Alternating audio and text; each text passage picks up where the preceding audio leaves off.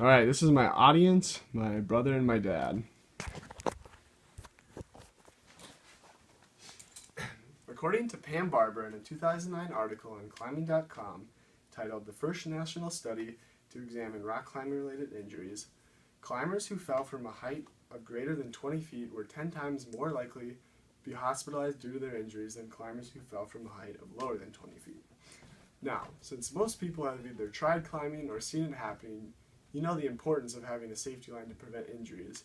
And I myself, being an avid rock climber, know firsthand the importance of having that safety line for protection. Knowing proper safety procedures in climbing is important to maintain safety as well as have fun.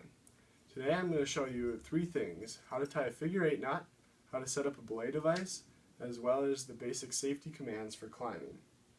Now, the knot used for climbing is called the figure 8 knot, and it is a very versatile knot and a very good knot, but I think Rick Curtis puts it best in his article Outdoor Action Guide to Belaying on the princeton.edu website. He says the figure 8 knot is, quote, easy to tie, strong enough to hold the forces generated by a fall, and relatively easy to untie after it has been loaded by a fall, end quote.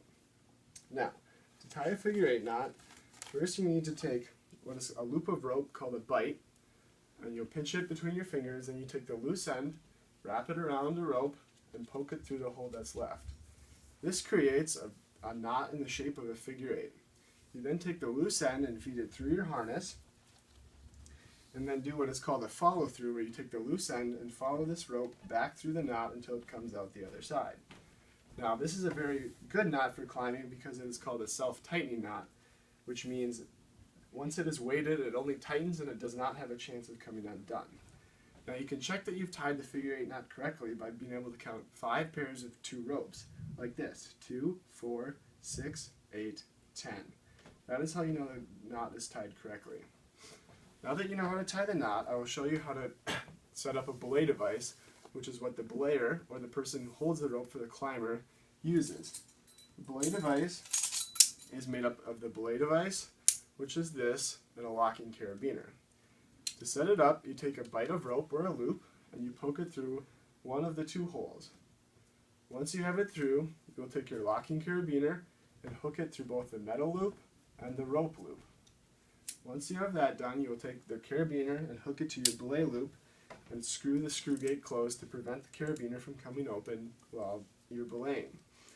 Now, a belay device is a very good piece of equipment because it multiplies frictional forces, making it very easy for the belayer to stop a fall of a climber. The belay device has 2 positions: the locked position like this, which does not allow the rope to slide through, and the open position, which both ropes are parallel, which allows the rope to slide and the belayer to take out slack while the climber is climbing. Now, now that you know how to set up the belay device, I will now tell you the safety commands used to communicate between the climber and the belayer. The first command is said by the climber when he or she is ready to begin. They will say, on belay. If the belayer is all set up with their belay device, they will say, belay is on. Once the climber is ready to start climbing, they will say, climbing, and if the belayer is ready to catch their fall, they will say, climb on.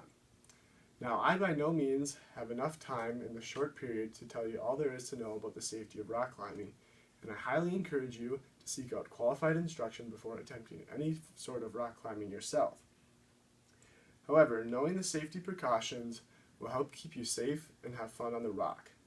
Today I taught you how to tie a figure 8 knot, how to set up a belay device, and the basic safety commands used to communicate between the climber and the belayer. I hope through this I was able to inspire you to try rock climbing or something else outside. Thank you. You're welcome.